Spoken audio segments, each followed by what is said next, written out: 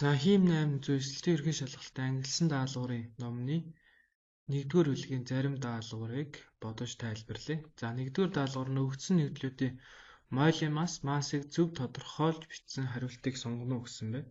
За энд 3 тохиолдол өгсөн байна. Эхний тохиолдолд 1 моль ус, 2 дахь тохиолдолд 0.5 моль ус, 3 дахь тохиолдолд 3 моль ус гэдэг. За тэгэхээр аль ч тохиолдолд эдгээр нэгдлийн мойлын масс нь бол хоорондоо тэнцүү байна. 18 грамыг өрчгөн мойлын сөрөг 1.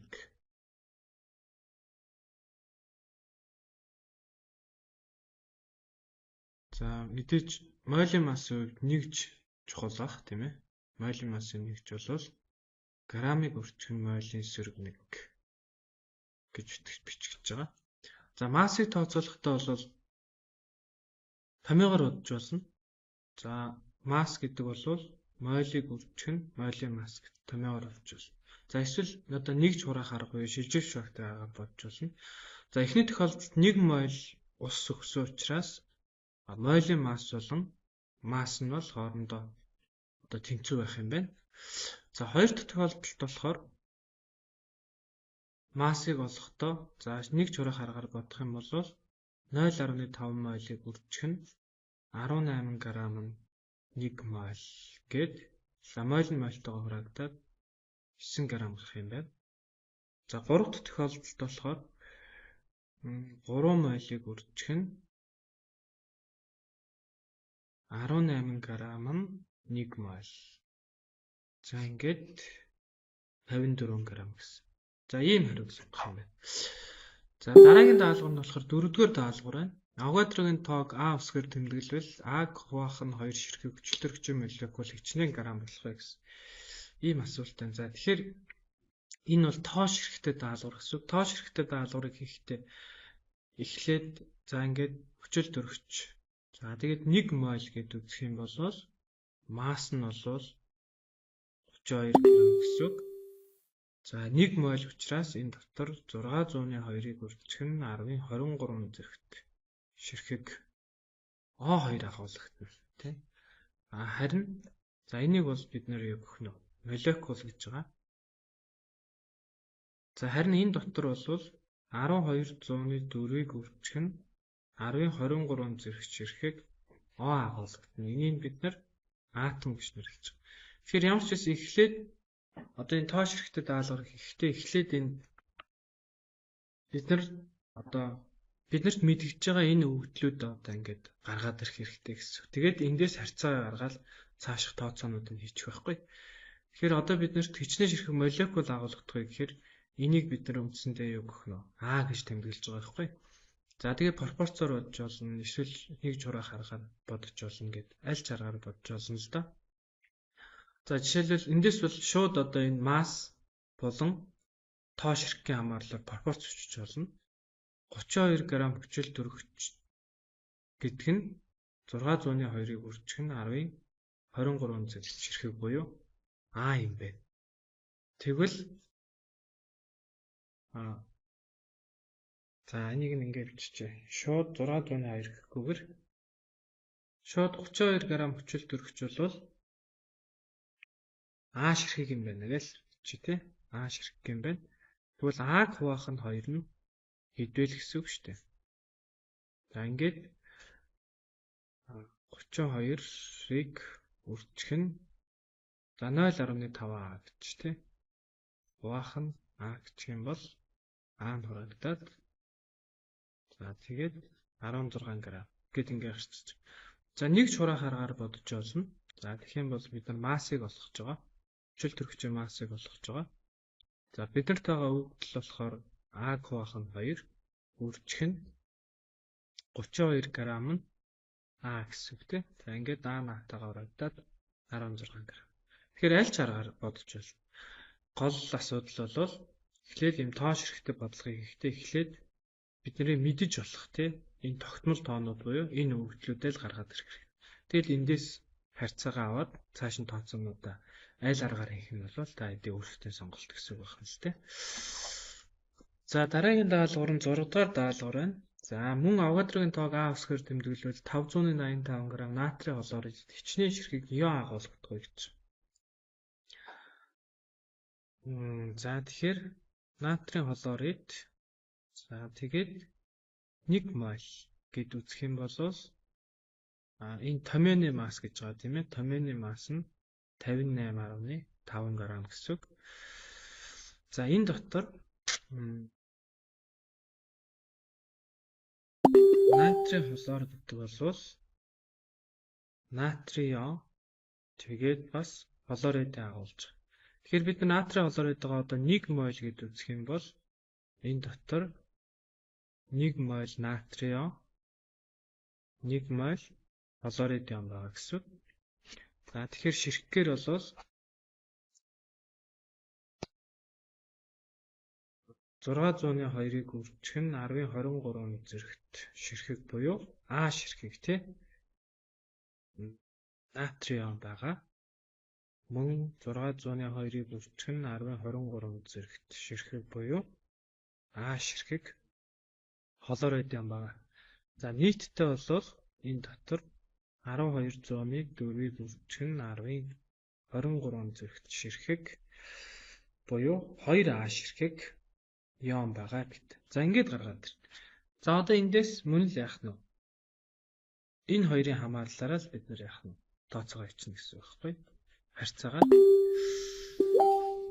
За пропорц хүчээр бол 58.5 г натрийн хлоридд 2А юу агуулж байгаа.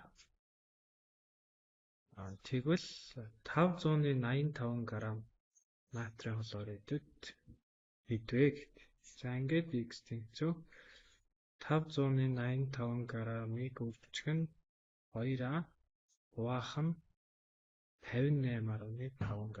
За грамм гараад 0.2А шиг байна.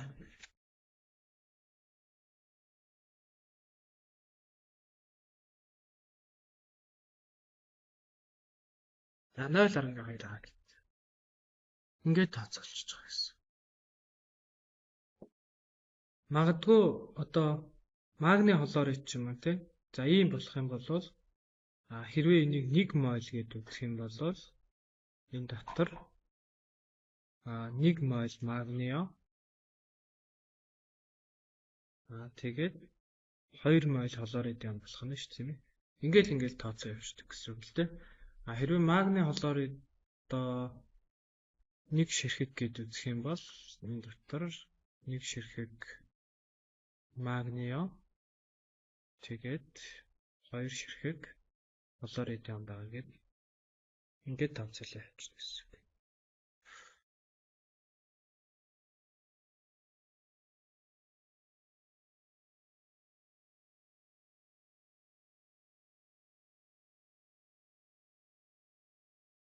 За дараагийн 7 дугаар даалгавар юм. Авогадрогийн тоог А усгаар тэмдэглэх юм бол А хуваах нь 2 ширхэг атом хичнээн грамм усанд байх вэ гэсэн байна. За одоо атом болоо явуулчлаа. Тэгэхээр хэдүүлээ 1 мол H2O-гийн хувьд молийн масс нь бол 18 г. За энэ дотор 602-ыг үржих нь 10-23 зэрэгт ширхэг H2O агуулгадна. Энэ бол молекул. За харин H2O дотор 2 мол H тэгээд 1 мол O. Нийтдээ 3 мол атом байгаа гэсэн үг. 3 мол атом. За 3 мол атом гэдэг нь болохоор эдгээр энэ 3-ыг 602-аар үржүүлээд тавьж болно. Тэгэх юм бол 1806-ыг үржих нь 10-23 зэрэгт ширхэг атом болно гэсэн үг. За тус нь гаргаж болно тийм ээ. За энэ нь болохоор А усгаар тэмдэглэх юм бол 3А гэсэн үг. За тэгэхээр бид нар энэ харьцааг ашиглаад тооцоолж гэсэн. Грамыг олгож байгаа 18 г H2O дотор 3А атом агуулгаж байна. За тэгвэл А хуваах нь 2 гэдэг нь 0.5 ингэ авчиж тий. Тэгээд хэдвэ гэхээр 18 грамыг үржих нь 0.5А хуваах нь 3А. За наатагаар автлаа 18-ыг 0.5-аар хэмжүүлээ 9 3-т байлаа 3 г гэсэн. За шилжүүлэгч фактороор мөн бодож болно. За ийм усны массыг олгож байгаа үйлдэл нь болохоор 0.5А. Үржих нь 18 г усанд 3А. Тэгэл 3 г. Тэгэхээр бодол зарчмын хувьд бол адилхан, бичгэлийн хувьд баг зэрэг ялгаатай гэсэн. Гэхдээ ер нь одоо нэг чураах арга буюу шилжүүлэгч факторыг харахад тооцоо хийж сурах юм бол илүү оновчтой. Яг л илүү учир шалтгааныг нь мэдж байгаа хүн шилжүүлэгч факторыг агаар тооцоо хийдэг гэсэн.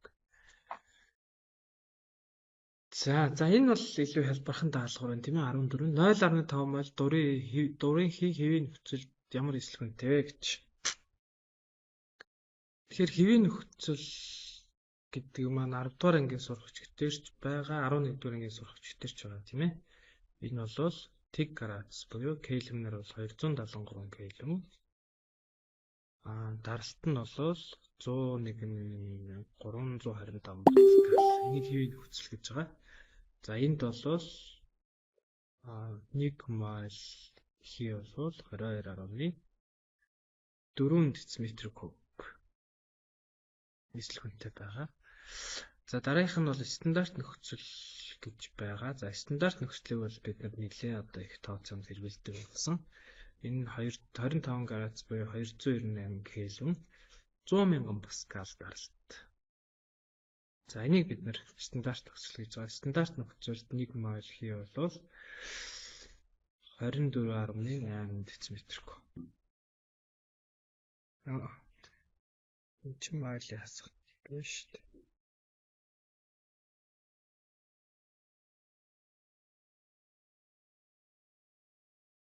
За энэ майлын сөргөмөг. Энэ бас майлын сөргөмөг. За ингээд эндээс шилжүүлэх факторыг агаар бодчих. Сэлхүүний нь болгож байгаа.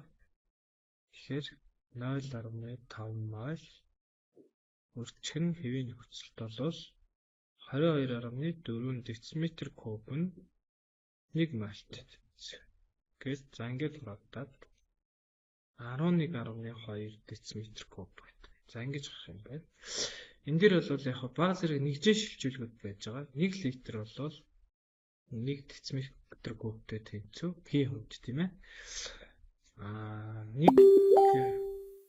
1 метр куб бол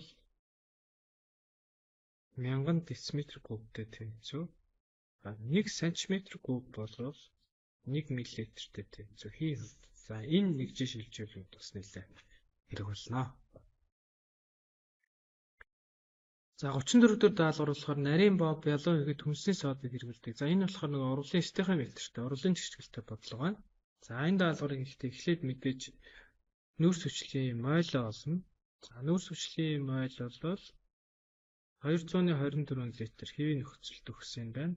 Үржих нь 1 мойл нь 22.4 литр гэж тавьчих болно. Литр дециметр куб нь хоорондоо тэнцүү учраас за ингээд эндээс 0.1 мойл гарах юм байна.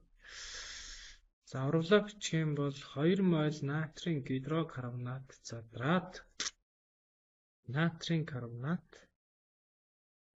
тэгээд нүүрс хүчлийн хий тэгээд ус үүсгэж байгаа юм байна. Тэгэхээр нүүрс хүчлийн мойл нь болохоор 0.1 мойл. За тэгэхээр энд бол 1-ийн тоо байгаа гэсэн. Тэгэхээр энд 1 мойл үүсгэхэд энд болохоор 2 мойл уралд орж ийн гэсэн. Өөрөөр хэлбэл натрийн карбонат болон нүүрс хүчлийн мойлын харьцаа нь 2-ыг харьцах нь 1 байна гэсэн үг байхгүй. За тэгэхээр өөрөөр хэлбэл нүүрс хүчлээс ямагт 2 дахин их натрийн карбонат уралд орно гэсэн үг. Тэгэхээр энэ дээр бол 0.2 мойл натрийн карбонат үүсчээ. За урлын төрлөө харах юм бол 1 бодис хэд хэдэн бодис үүсгэж задарч байгаа учраас энэ бол мэдээж задрах орол. Тэгэхээр 0.2 мол задрах орол гэдэг аан зөв хариу гэсэн үг. За ингээд бодлого хүндрээд яваад байна гэсэн үг. За дараагийн бодлого нь болохоор гарцтай бодлого байна. 37 дугаар бодлого. 37 дугаар даалгавар 7.4 г шүүсэн шохоо ус руу соруулаар үлээж нүүрс хүчлэгийг өндрүүлэхэд 9.8 г цагаан түнц үүссэн бол урвалын гарцыг олгож байна. За эхлээд шохоо усныхаа мойлыг олж байна. Ер нь урвалын зэгтгэлтэй бодлогыг бодохдоо мойлоор л бодвол илүү хялбархан байдаг л та. За 7.4 г гээд 1 мойл нь бол кальцийн гидроксид бол 74 г байж байгаа. Тэгэхээр 0.1 мойл кальцийн гидроксид уралд орсон гэсэн үг. За ингээ урвалаа бичих юм бол шохоо ус гэж байгаа учраас мэдээж уусмал хэлбэртэй. За нүүрс хүчлийн хий байна. Ингээд урвал дараад цагаан тунц үүсгэсэн гэхээр кальцийн карбонат тэгээд нэмэх нь ус үүсчээ. За ингээд энэ нь хэдийн байна? 0.1 мойл юм байна. Тэгэхээр кальцийн карбонат нь бас мойлын харьцааны адилхан учраас 0.1 мойл үүсэх ёстой.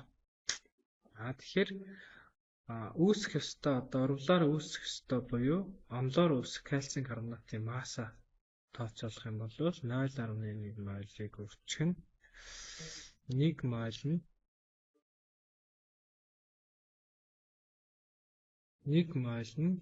100 г болно.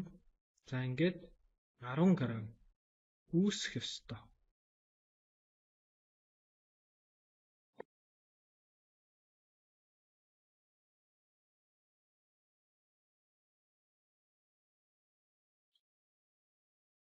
За ингээд 10 г үүсэх ёстой гэсэн үг. За гэтэл 10 г үүсэх ёстойгоос бодлогын нөхцөл дээр болохоор 9.8 г үүссэн гэж байгаа байхгүй. Тэгэхээр одоо пропорцоор бол ингэнэ гэсэн үг тий. 10 г үүссэн бол бид нэр яах нь урвалын гарцаа 100% үзнэ. Тэгэхээр 9.8 г гэдэг нь гарах ёстой бүтээгдэхүүний хэдэн хувь нь гарсан бэ гэсэн үг. За тэгэхээр ингээд 98% гэсэн үг. За эсвэл ингээд бодож болно л да. Гарц тэмцүү туршилтаар гаргаа авсан байцаагаа массыг онлоор гаргаах ёстой байцаагаа масст харьцуулаад 100-аар хөвчүүлж болно. Тэгэхээр энэ хоёр мөн одоо зарчмын хувьд бол ялгаагүй гэсэн үг. Тооцооллын арга хэлбэрийн хувьд бол бага зэрэг ялгаатай. За дараагийн бодлого нь магний ба магний оксидын 3.2 г холимгийг сулруулсан давсны хүчилд уусгахад хэвийн нөхцөлд 112 литр ус төрөгч ялгарчээ. Уусмалт хэдэн грамм магний хлорид үүссэн бэ гэж. Тэгэхээр эхлээд ус төрөгчийнхөө мойлыг олъё. Хэвийн нөхцөлд юм байна. 11.2 литрийг өрчих нь 1 мойл нь бол 22.4 литр. За ингээд литртэйгээ хураагдаад 0.5 мойл ус төрөгч үүсэж байгаа юм байна. За урвалаа бичих юм бол магний тэгээд магний оксид дээр ус төрөгчийн хлоридын уусмал. За энэ хоёрын мэдээж магний бол магний оксид нь бол нэг нь металл, нэг нь ионы холбоотой учраас хатуу байна.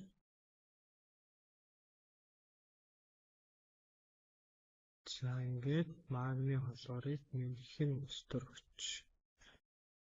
За энд болохоор магний хлорид нэмэх нь ус үүсэх юм байна.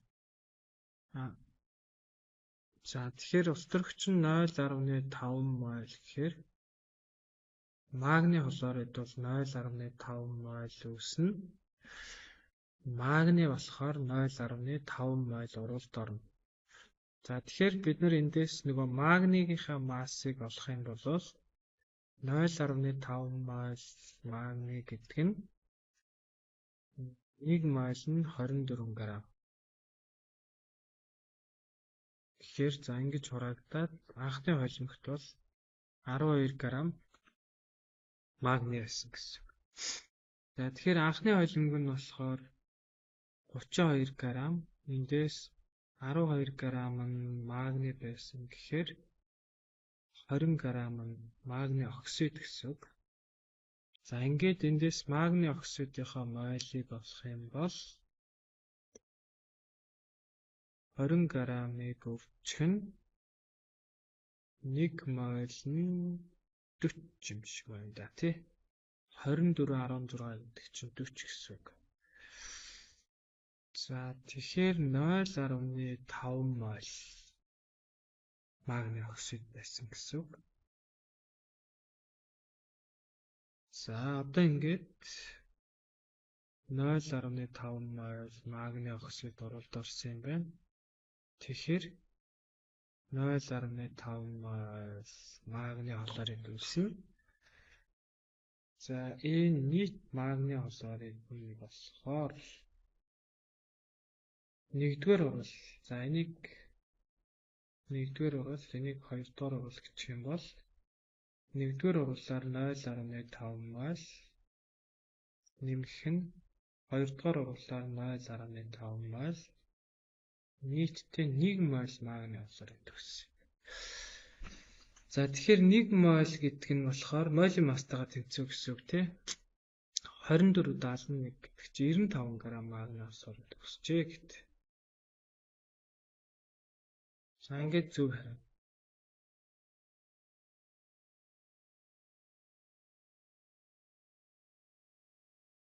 Чи зөв хараа юм байна. За дараагийн бодлого нь ялцтай бодлого байна. За ялцтай бодлого бол за 10-11 оны үед бас ганц нэг ирж исэн. За тэгээд сүүлийн 20 оноос хойш бас 2 удаа ирсэн юм байна. Тийм болохоор ялцтай бодлогыг бол одоо ном нэг ангилсан даалгаварт оруулж өгсөн байгаа. За 52 дугаар даалгавар болохоор 64 г жинтэй цэс ялцыг мөнгөний нитратын уусмалт хэсэг хугацаагаар дүрхэд ялцсан жин 79.2 г болж нэмэгдээ. Хэдэн грамм цэс уусмалт шилжсэн бэ гэж. За тэгэхээр ялцтай бодлогыг бол багш нар бол янз янзаар л боддог л доо. За ингээд энд ингээд мөнгөний нитратын уусмал байсан юм бэ.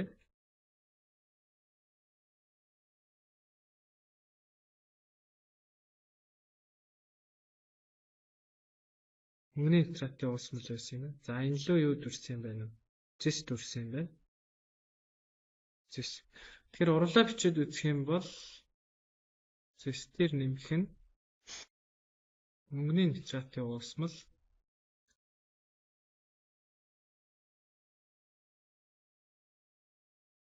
ингээд цэсийн нитратын уусмал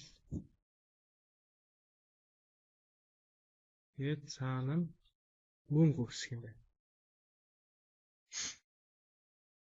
Тэгэхээр энийг харахаар юу харагдаж байна вэ гэхээр эндээс цэс уусмал руу шилжиж байна. Ион болоод уусмал руу шилжээд харин эндээс болохоор энэний гадаргуу дээр мөнгө очиж суув.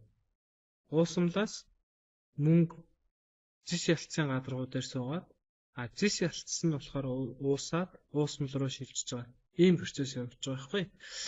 Тэгэхээр одоо байгаа ялцсан масс гэдэг бол за одоо ялцсагч тий. Одоо байгаа ялцсан масс бол анх байсан ялцсан массаас уралд орсон зэсийн массаар хорогдоод урвалаар өссөн мөнгөний массаар нэмэгдэнэ гэсэн үг. Одоо байгаа ялцсан. Ялцсан масс ерөөсөө уусмал руу шилжсэн буюу уралд орсон зэсийн массаар хорогдно. Буцаад уусмлаас мөнгө болвол яах нь вэ? Ялцсан гадаргуу дээр суух нь шүү дээ. Үүссэн. За ингээд. За тэгэхээр эндээс ингээд x мойл зэс уралд орсон гэх юм бол энэ дээр 2x мойл мөнгө үүснэ. За ингээд энийг орлуулж. Одоо байгаа ялцсан масс бол хэд гэсэн? 79.2 г. Анх байсан ялцсан масс бол 64 г. Хасах нь уралд орсон зэс нь x мойл гэсэн учраас 64x. Үүссэн мөнгө нь бол 2x мойл гэсэн учраас 216x болно гэсэн. За эндээс 152x тэнцүү 64.79.2 гэдэг чинь 15.2 грамм гарч байгаа юм байна. За ингээд x-ийн тэнцүү за энэ грамм яг x-ийн тэнцүү 0.1 мол гэсэн. За өөрөөр хэлбэл 0.1 мол зис уралд орсон гэсэн үг тийм x мол гэсэн учраас уралд орсон буюу уусмал шилжсэн гэсэн. За ингээд 0.1 гэдэг бол жишээ нь мас нь хэд гэсэн үг вэ? 6.4 г гэсэн үг. За ингээд зөв хариу C болж байна. Тэгэхээр ялцтай бодлогыг ингээд молоор бодоход бол илүү хялбархан бас их логиктой байдаг гэсэн үг. За дараа нь 54-р даалгавар нь 81 г цайрын оксидыг нүүрсээр ангижруулан гаргаа авсан цайрыг зэстэй хольж 60% зэс агуулсан хэдэн грамм гуйл гаргах боломжтой гэж байна. За 81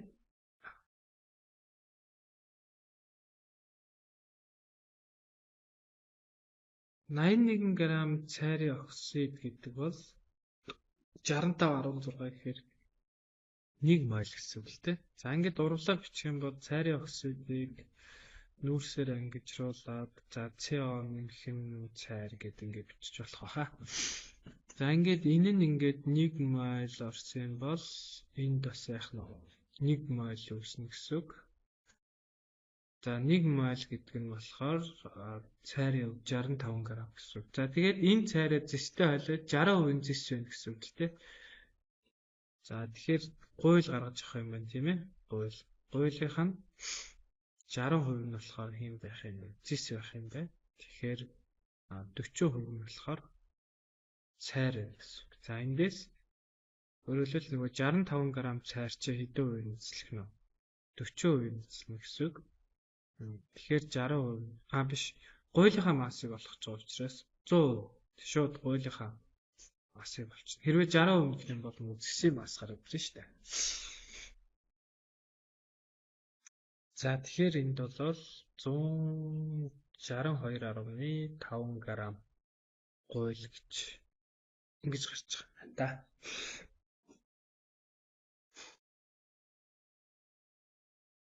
За дараа нь 60 дугаар даалгаврын тогтмол температурт хооронд нь хавхлахаар тусгаарласан А, Б-ийг зураг нэгт харуулжээ.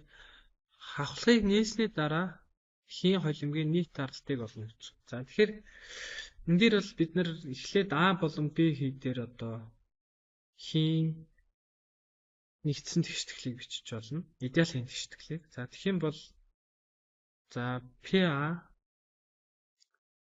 VA тэнцүү ENA тэгээд RT гэж бичиж болно тий тогтмол температурт гэж байгаа юм чинь.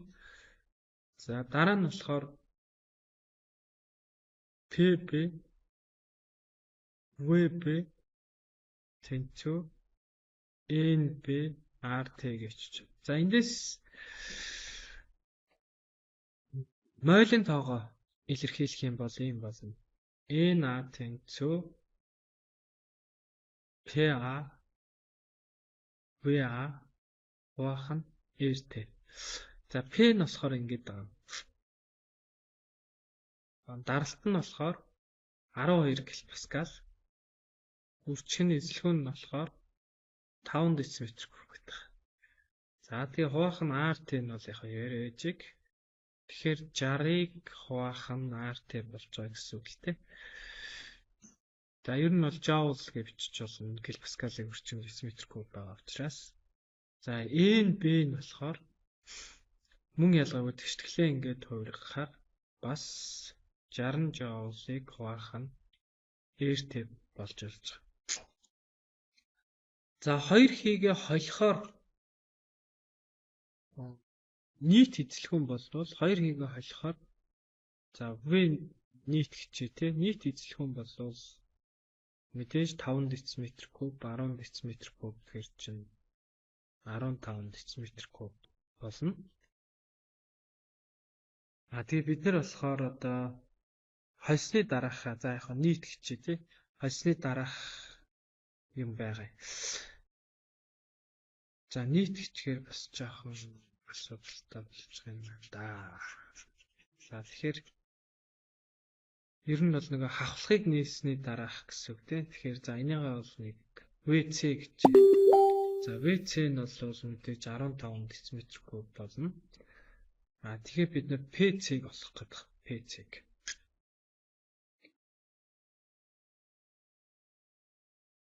За мойлын тоо бол ийм болно шүү дээ. NC гэдэг бол 60 Joule хуваах нь эртээ нэмэх нь 60 Joule хуваах нь эртээ бас. Тэгэхээр 120 Joule хуваах нь эртээ болж байгаа гэсэн. За одоо ингээд бид нэр PC, WC, NC, RT гэдэг ингээд бичиж болно. За эндээс PC гэдэг бол NC, RT хуваах нь WC болно. За ингээд одоо мойл NC-г оруулах юм бол 120 Joule-ыг хуваах нь RT, өвчг нь RT хуваах нь 15 дм куб гэсэн үг. За ингээд энэ ингээ хураагдчихна. За Joule бол мэдээж килопаскалыг өвчг нь дм куб гэж задарч байгаа. Тэгэхээр ингээ хураагдчихна. За ингээд 120-ыг 15-д хуваахаар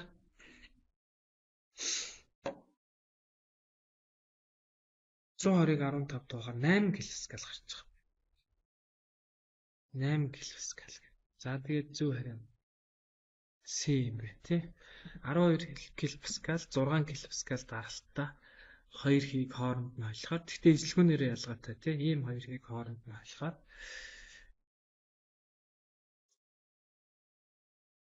8 килопаскал даралтаа болно гэдэг.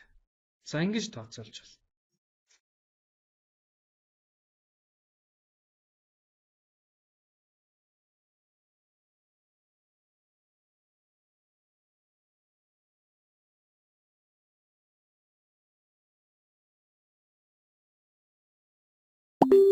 За дараа нь 66 дугаар даалгавар нь 127 градус температур 1662 килопаскал даралтад байгаа 0.6 грамм үл мэдэгдэхий 3 дм куб бэлтгэхүүнтэй бол хий мойлын массыг олгож байна. Тэгэхээр мойлын масс гэдэг бол 1 моль бодисын массыг л олох гэсэн үг. 1 моль бодисын масс. 1 моль нь хэд юм бэ гэсэн үг тийм. За тэгэхээр эхлээд бид нэр PV тэнцүү nRT гэдэг тэгшлээс моль олж болох юм. За тэгэх юм бол PV-г хуваах нь RT. За даралт нь 1662 килопаскал. Эслэгүүн нь болохоор 3 дм куб.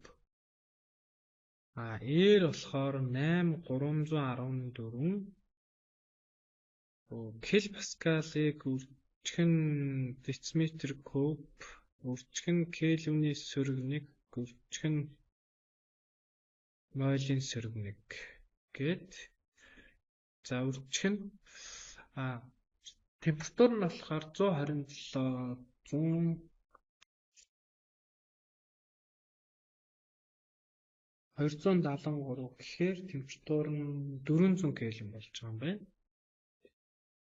За ингээд кельвины сөрөг нэгтэй дм куб дмтэй килопаскал нь килопаскалтай хураагдаад мойлын тоо 0015 моль гарч байгаа. 0015 моль. Тэгэхээр 0015 моль нь өөрөөр хэлбэл эндээс юу ойлгох вэ гэхээр 0015 моль хий 0.06 грамм масста гэж ингэж гарч ирж байгаа гэсэн. Тэгэхээр бид нэр одоо мойлын массыг олохдоо зүгээр пропорц бичиж болно шүү дээ тийм ээ. Ийм моль хийн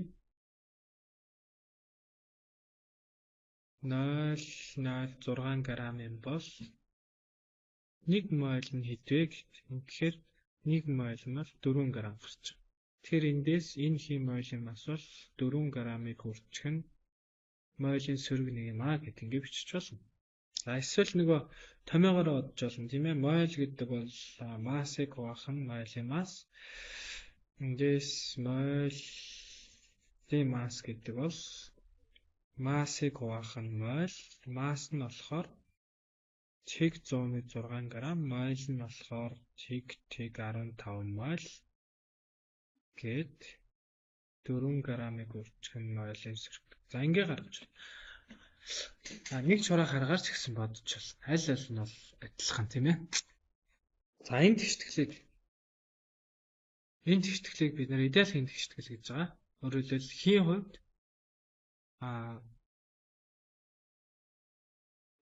эзлэхүүн нь даралт болон температураас хамаардаг. Тийм учраас даралт болон температурын утга өөрчлөгдөхөд хийн эзлэхүүн өөрчлөгддөг. Тэгэхээр ямар нөхцөлд ямар эзлэхүүнтэй байх вэ гэдгийг энэ тэгштэглээр тооцоолдог гэсэн үг. Тэр бидний хэвийн нөхцөл, стандарт нөхцөл гэдэг байгаа тэр одоо мойлын эзлэхүүнүүд бол энэ тэгштэглээр л тооцоолж гарч ирсэн гэсэн үг тийм ээ. Жишээлбэл даралтын 100,000 паскал гэж үзээд температур нь 298 кельвин гэж үзээд мойлын тоог нь 1 мойл гэж үзээд тооцоолоход эзлэхүүн нь 24.8 гарсан гэсэн үг. Даралтын 101,325 паскал температура 2 тикараас буюу 273 кельвин гээд мойлоо 1 мойл гэж тооцоолохоор эзлэхүүн нь 22.4 гарсан гэсэн үг тийм ээ. Тэгэхээр тэр 22.4, 24.8 тэр бол энэ PV тэнцүү үеийн нэртэй гэсэн энэ тэгштэглээс тооцоолж гарч ирсэн байгаа. Бид нэр ихэвчлэн стандарт болон хэвийн нөхцөлийг хэрэглэдэг учраас тэр болгонд одоо энэ тэгштэглээр тооцоолж явахаар хэвийн болон стандарт нөхцөлүүдийнхаа даралт температурын утгыг орлуулад 1 мойлын ямар эзлэхүүнтэй байх гэдгийг тооцоолоод тэрийг цааш нь өдөр тутмынхаа тооцоонд хэрэглээ явуулж байгаа л гэсэн үг. За 70 дугаар даалгавар нь 3 нэмэх яон үүсгдэг нэгэн металлаас 40 г авч давсны хүчлээр үйлчлэхэд 214 г ус төрөгч ялгарсан гэж юм тийм ээ. За тэгэхээр эхлээд ус төрөгчийнхаа мойлыг олъё. 214 г-ыг үржих нь 1 мойл нь 2 г. Тэгэхээр хэдий 107 мойл болох юм шиг байна тийм ээ. За ингээд урвлаа бичиж металл нэмэх нь шолоор. За тэгээд металл холоор 3 болох юм байна л да. 3 эерэг ян үүсгдэг гэхээр тэгэхээр энд 2-ыг тавиад энд 6-ыг тавиад энд 2-ыг тавиад энд 3-ыг тавих юм байна. За ус төрөгчийн мойл нь 107 мойл гээд. За тэгэхээр металлын мойл нь хэд болох вэ? Өөрөлдөл энэ харьцааны юм байна шүү дээ тийм ээ. 2 мойл металл урвалд ороход энд 3 мойл ус төрөгч үүсгэ гэдээ ойлгочих болно. Тэгээд 107 мойл ус төрөгч үүсгэхэд хэдвэ гэсэн үг шүү дээ. Ингээд x болох юм бол 107-г үржих нь 2, хуваах нь 3 гэсэн үг. Тэгэхээр 0,713 мойл юм байна. Тэг 713 мойл. За эндээс бид нар металлын мойлын масс олно. Мойлын масс гэдэг бол массыг хуваах нь мойл. Масс нь 40 г. Хуваах нь мойл нь тэг 713 мойл. Тэгэхээр 56 г гарч байгаа. 56 г-ыг үржих нь мойлын сөрөг нэг. Тэгэхээр энэ бол төмөр байжээ гэсэн. За ингээд 82 дугаар даалгавар буюу задгаа даалгавар руу орж ирж байна.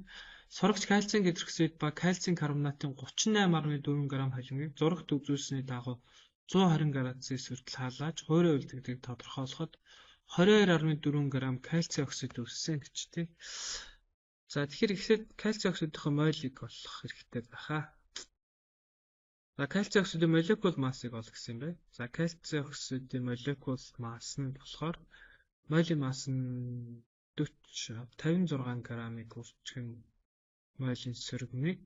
Харин за харьцангуй молекул масс гэж байгаа юм шиг байна. Тэгэхээр харьцангуй молекул масс нь болохоор 56 атом массын тэгч гэдэг. За ингээд А болон B нь бол 56 юм байна. За үүссэн кальци оксидын мойлыг олох юм байна. За энэ нь болохоор N кальци оксид гээд 22.4 грамыг үржих нь 1 моль нь 56 грамм. За инхээр 0.4 моль гарч байгаа. 0.4 моль. Тэгэхээр C цэг D нь болохоор тэг цэг 4 юм байна. За одоо харин урвлаа бичиж эхэлнэ дээ. Анхны ойлгомжтой кальцийн карбонатын массыг олгож байна. За тэгэхээр кальцийн карбонат бол задраад кальци оксид нэмэх нь нүүрс хүчлийг үүсгэж байгаа юм байна. Кальцийн гидроксид нь мөн задарсан байна. Эндээс харахад яагаад гэвэл хуурай үлдэгдсэн кальцийн оксид байсан гэж байгаа учраас энэ кальци оксид задраад ус за халаастаар задарч байгаа учраас мэдээж хий төлөвтэй ус үүсэх байхаа. За ингээд кальци оксидын нийт моль нь болохоор 0.4. Энэ хоёрын хэмжээ болохоор 34.8. За тэгээд энийг x моль байсан гэвэл энэ нь тэг нийлээд 0.4 учраас энэ 0.4-өөс нь x болно. За молийн харьцааны адилхан учраас энэ x моль болно. Энэ болохоор 0.4-өөс нь x моль болно гэсэн үг. За тэгээд массуудаа нэмэхээр кальцийн карбонатын массыг 100x гэж үзнэ. Харин кальцийн гидроксидын массыг 74-ийг үржих нь 0.4-өөс нь x моль тий. Ингээд энэ хэдтэй тэнцвэ 34.8-тэй тэнцвэ.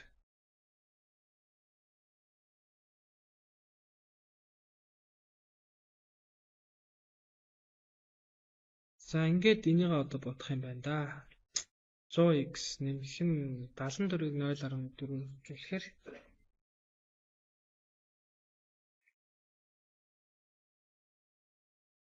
74-ийг 0.4 гэхээр 29.6 грамм.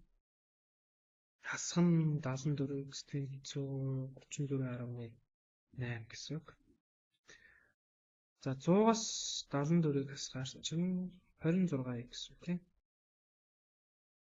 26x тэнцүү 34.8-аас хасах нь 29.6 гэхээр 5.2.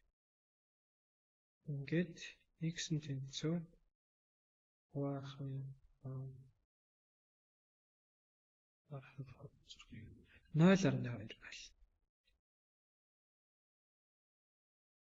X нь 0.2 байна. За тэгэхээр x гэдэг нь кальцийн карбонат нь 0.2 моль гэсэн үг. Нийтдээ 0.4 моль учраас мөн 0.2 моль нь зааж гараа. Энэ кальцийн гидроксидын моль болохоор 0.4-өөс нь x гэж илэрхийлсэн байгаа. Тийм болохоор x нь 0.2 учраас 0.2 моль кальцийн гидроксид гэсэн үг. За ингээд биднээс юу гэж асуусан юм бэ? Анхны ойлголт кальцийн карбонатын масс гэж юм. Тэгэхээр 0.2 моль гэдэг нь болохоор 20 грамм гэсэн үг. Тэгэхээр EF нь 2 моль. За 0.2 моль гэхэр чинь 14.8 юм байна. 0.2 гэхээр 1 моль нь 74 шүү дээ тий.